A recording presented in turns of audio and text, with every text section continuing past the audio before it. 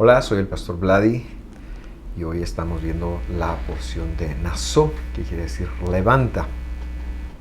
Estamos muy contentos de darle la bienvenida a otra porción de la semana en donde vamos a aprender y de alguna manera darle seguimiento a lo que ya veíamos de la semana pasada. Pero antes de entrar en materia de juicio, permítame sugerirle el poder seguirnos en nuestras redes sociales de Instagram, Facebook y por supuesto en YouTube, y que usted pueda activar todas las notificaciones para que cuando tengamos alguna grabación esta le pueda llegar, porque estamos seguros serán de bendición y enriquecimiento para su vida. Hoy, como ya dije, vamos a darle seguimiento entonces a la porción de Bet Midbar, es decir, en el desierto de, y antes de hacerlo quiero pedir la guianza del Creador. Padre, gracias por tu fidelidad, por tu amor, por todo lo que nos das. Llegamos acá, Señor, con la necesidad que nos hables y de que te manifiestes a nosotros por medio de tu palabra. En el nombre de Jesús. Amén y amén. Muy bien, la semana pasada, como ya dije, estudiamos la porción del desierto de, y vimos que más que un censo, recordará usted lo que era. Esto era un levantar de las cabezas, un asignar, un posicionar a las personas para que fueran hacia la guerra, para que fueran a la batalla. Y esta porción de alguna manera está relacionada y por eso le hemos hecho como un seguimiento a la misma, porque va a ser exactamente lo mismo desde la perspectiva de los levitas, especialmente los hijos de Gerson, que es lo que nosotros vamos a ver hoy, y que tiene una aplicación a cómo llevamos el liderazgo el día de hoy, y por eso lo quisimos manejar como una parte B de la porción de Bemidbar. Antes de iniciar entonces vamos a ver los subtemas de esta porción, los cuales son los encargos, le hemos llamado a los hijos de Gerson y Merari, el manejo de las personas no aptas en el campamento, la confesión y la restitución es el tercer subtema. El cuarto sería la instrucción de los celos del marido. Y termina esta porción con la bendición sacerdotal. Tomamos la lectura desde el capítulo 4, el versículo 21, y dice así, estoy leyendo la Biblia del Jubileo. Y habló el Señor a Moisés, diciendo, versículo 22, toma, dice esta versión, también la cuenta de los hijos de Gerson, por las casas de sus padres y de sus familias. Esta porción, señalamos, entonces toma el nombre de la palabra que han traducido toma, pero que es nasó y que no es tanto tomar, sino es levantar nuevamente la cabeza. Y no podemos ser tan enfáticos en señalar que más que cualquier otra cosa se refiere a que Dios mismo posiciona a la persona en un lugar donde le va a dar un encargo, le va a dar una función y le va a llenar las manos, lo va a preparar para hacerlo, y esta persona podrá ir a hacer esa función. Eso es lo que un encargo representa. Literalmente, entonces, importante para verlo, vamos a verlo nuevamente, solo que ahora ya un poquito más literal. Bemidbar, es el nombre del libro, capítulo 4, versículo 22, dice, levanta también las cabezas de los herederos de Gerson por las casas paternas y de sus familias. Entonces ya vemos aquí la disposición divina de distinguirlos para una tarea específica e importante. Vimos la semana pasada lo que era en función de la guerra y ahora veremos lo que se hace con los hijos de Gerson. Versículo 23 dice, de edad de 30 años arriba hasta 50 años los contarás. Se contarían en este universo de 20 años entonces. Todos los que entran en compañía para hacer obra en el tabernáculo del testimonio. Y luego dice, este será el oficio de las familias de Gerson para ministrar y llevar cargas.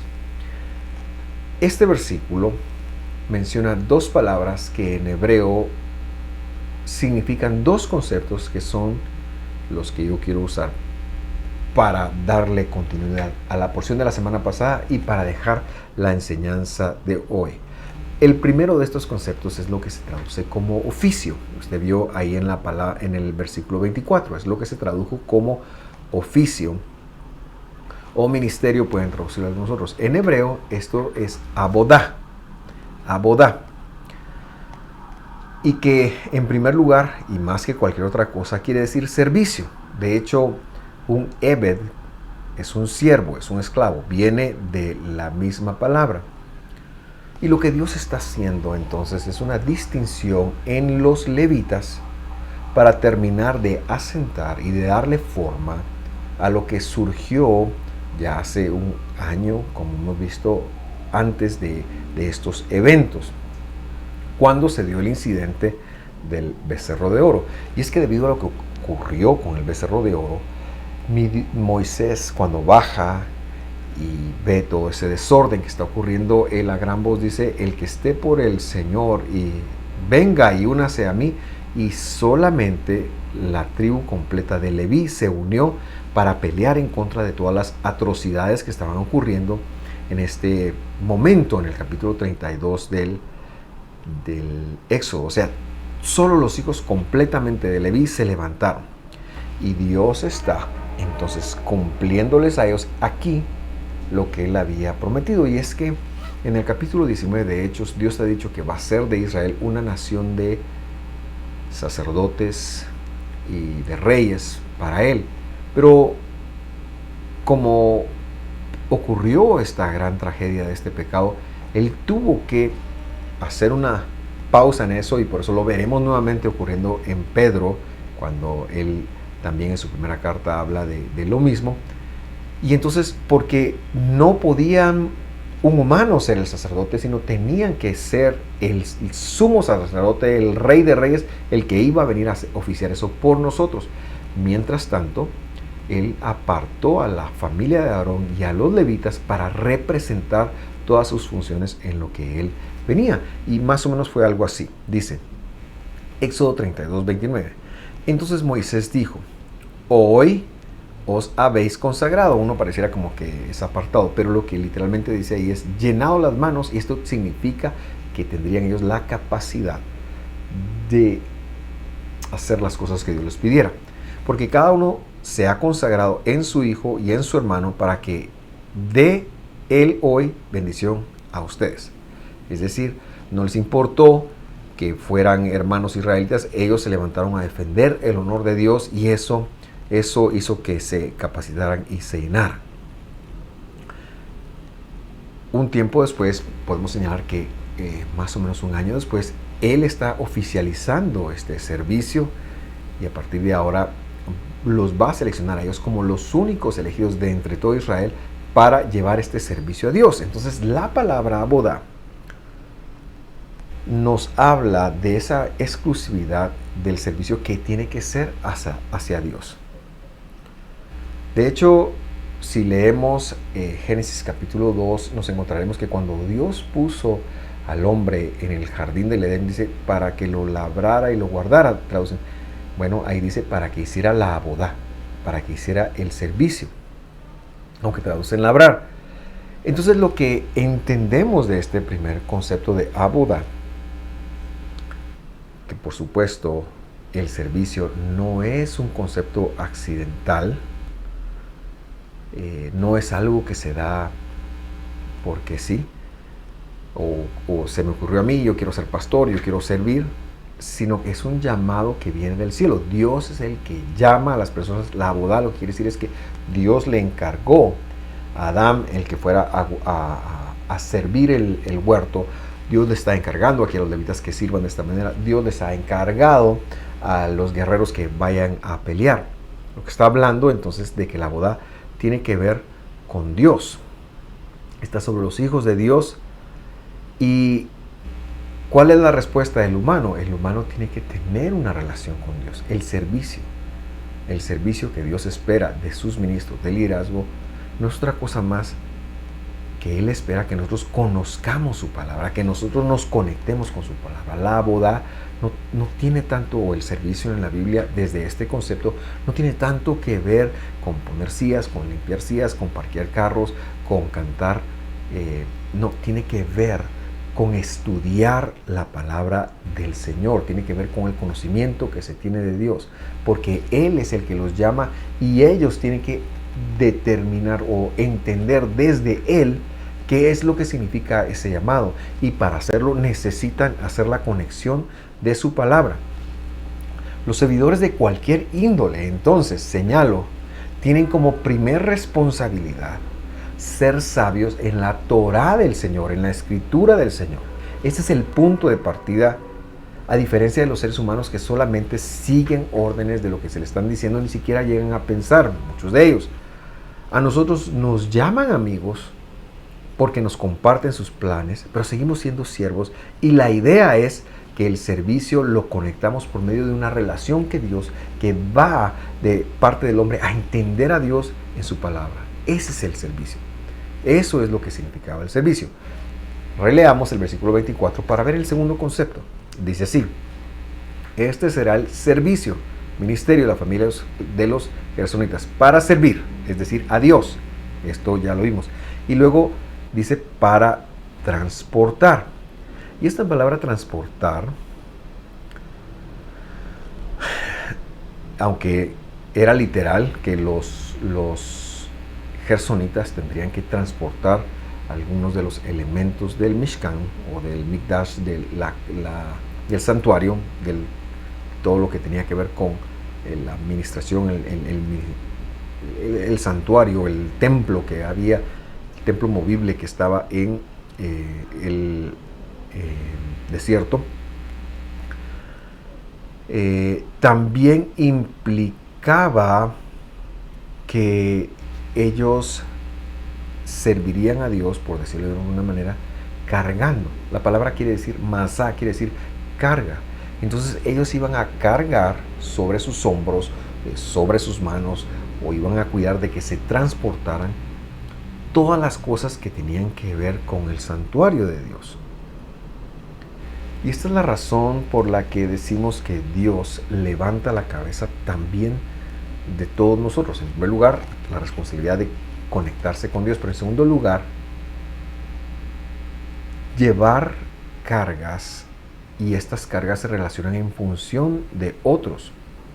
Cuando hablamos de liderazgo, cuando hablamos de influencia, cuando hablamos de dirigir, por supuesto, esto es un elemento bíblico.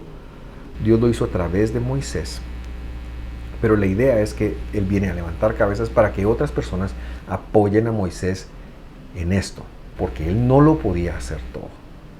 El trabajo del líder principal entonces es de levantar cabezas, porque Dios le dice a quién levantar. Las personas toman una responsabilidad para con Dios y luego una tarea para beneficiar a los demás hijos de Israel. Entonces, recapitulamos. La abodá o servicio nos lleva a conectarnos con Dios, a conocer su palabra, a intimar con Dios por medio de la Escritura. Ese es el primer paso del liderazgo. El liderazgo no puede darse a alguien que solo tiene un don, pero que no es docto en la palabra del Señor. Porque un neófito en la palabra del Señor no debería estar guiando en las cosas del Señor. Se debe de conocer la Escritura en todas las organizaciones que son creyentes en Dios. Por lo tanto, estas personas deberían de ser hombres y mujeres diestros en la Escritura. Y el segundo concepto, masá o carga, es la responsabilidad de prestar un trabajo, un esfuerzo en función de otros. En este caso lo era del santuario, porque el santuario era importante, era el lugar donde Israel iba a ser reconciliado. Y los hijos de Gersón eran los responsables de demostrar con su esfuerzo, de desmontar y de montar nuevamente, que cuando ellos llegaban a la nueva ubicación donde ahora iban a estar, se levantaba el santuario primeramente, porque Israel, por ser pecador, por estar desconectado de Dios, siempre iba a necesitar un lugar para ser reconciliado. Así como nosotros siempre necesitamos proveer como líderes, creyentes, cristianos, un lugar para que la gente pueda encontrar la reconciliación, el perdón y el amor por medio de Jesús. El líder creyente debe de llevar cargas. No es un cargo, no es que soy líder, no es que vine aquí a mandar y a señalar el dedo. Debe de estar dispuesto a llevar cargas sobre sus hombros en función de los demás hijos de Israel. bajo la dirección de Dios, bajo la palabra de Dios. Esto hará que se dé un equilibrio en las cosas de Dios, y por eso decimos que esta porción era un complemento de la porción anterior. Hoy nos ha quedado bastante corto, yo quiero dejarlo hasta acá. Agradecerle por su atención, decirle que este año ponemos entonces una base sobre lo que estaremos viendo, y seguramente, y con el favor de Dios, y si Él así lo quiere, el próximo año estaremos intimando, interiorizando en algunos otros aspectos de esta porción. Estoy seguro que nos hará crecer. Por el momento, esto es todo de mi parte. Yo le invito a conectarse esta tarde para ver el cierre de los estudios del alma en Marcos, que estoy seguro que le van a retar en su forma de pensar. Esté muy bien, que Dios lo bendiga. Los espero el otro sábado. Hasta la próxima.